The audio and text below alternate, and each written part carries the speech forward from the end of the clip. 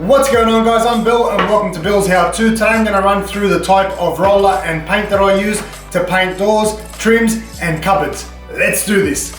Alright guys, so this is just a quick video to hopefully help you guys out. Anybody out there that's got a project, they want to paint their door, they've got some trims, baseboards, cupboards, anything like that you want to paint. Hopefully this video will help you decide what kind of roller and what kind of paint to buy. And it makes a huge difference. You guys will thank me later.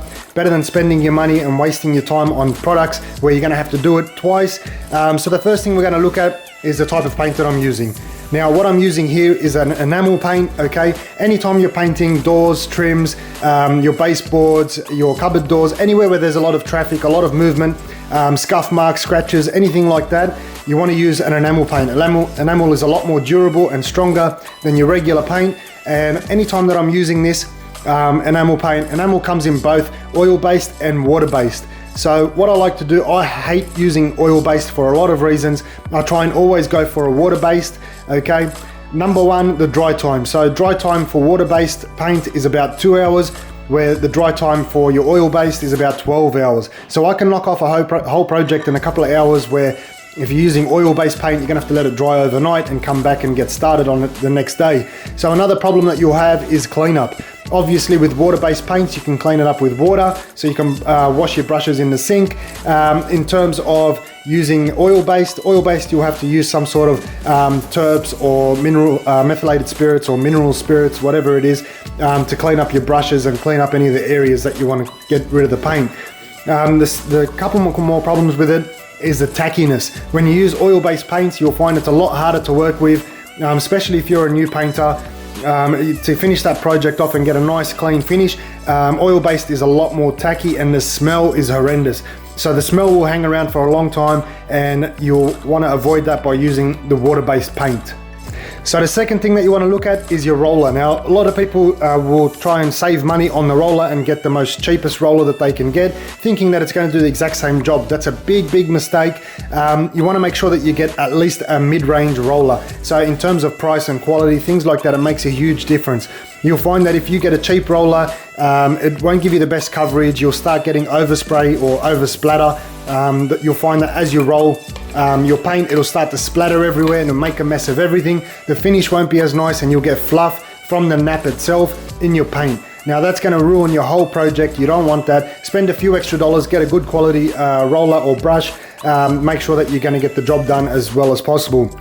So what we're looking at here, we've got a roller that's specifically designed for doors, trims and cupboards. Now, don't worry about the size, that's not the main concern. What you want to have a look at, first of all, is whether or not the roller or the brush is suitable for oil and water-based paints, depending on what you're using. The next thing you want to look at is whether or not it's good for a gloss or a semi-gloss finish. Now, what we're using here is a semi-gloss finish, so we want to make sure that the roller is going to actually bring out that shine nice and smoothly.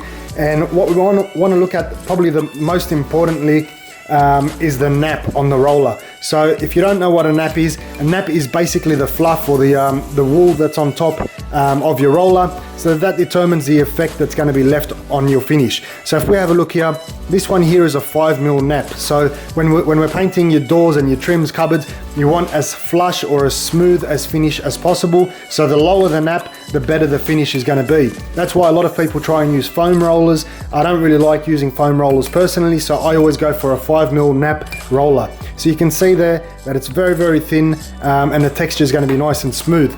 Now we can compare this to a 12mm nap, which is used for your walls and your ceilings. So you can see there how thick that is, especially when we compare it to the 5mm. There's a huge difference in this. This is used for your walls and ceilings. Now when you roll this on your walls and ceilings, you'll find that it will leave basically almost a stubble effect or a orange peel effect. So you might not notice it at first, but if you go and have a look at your walls now, you'll notice that it's got slight little textures in the wall, and we don't want that finish on the trim and your doors. So we want a nice smooth finish, which is why we're using a 5mm nap roller. So I'm about to head out, guys. I'm gonna roll off a door, finish off painting a door. So what I'm gonna do is I'm gonna dip both of these in the paint and show you guys the effect that it'll leave by using both the rollers. And then I'm gonna get rid of this one and I'm gonna continue finishing off the door using my 5mm nap roller. Let's do this.